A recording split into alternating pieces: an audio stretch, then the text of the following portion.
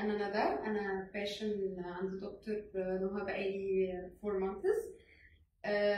بدأت خطة العلاج مع الدكتور عن طريق إن أنا قعدت فترة عاوزة إن أنا أحاول أخس، وكان عندي صعوبة في ده. جربت طبعا الحاجات التراديشنال، الدايت، الجيم، ما كانش فيه أي حاجة جايبة معايا نتيجة، لحد ما عرفت إن هنا في العيادة بيعملوا حقن اسمه حقن ميتابولايت.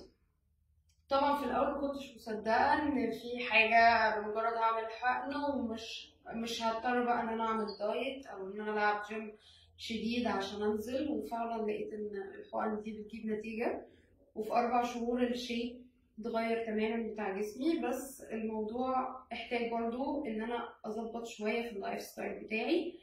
ده برضو الدكتور بتعمل معاك سيستم، بس لازم يبقى فيه تراست ما بين البيشنت والدكتور. وانا الحمد لله عشان الى حد ما بعمل تراست مع الناس اللي بتجيب معايا نتيجه في اي حاجه عامه ان جنرال، وثقت فيها وبدات امشي على البلان اللي احنا مشينا عليها. والحقن طبعا بيبقى ببلان برضو، وبيبقى لازم على كذا فترة وكذا جلسة، وفعلا جاب معايا نتيجة. وبجد أنا هنا المكان مريح جدا، وبتحس إن أنت داخل في مكان أنت متعود عليه، ما بيبقاش فيه قلق أو حاجة. التعامل مع الدكتور بيبقى بصراحة لطيف جدا، وتحب المكان وتحب ان انت تكمل، وبجد بيحقق نتائج سريعة في وقت قصير.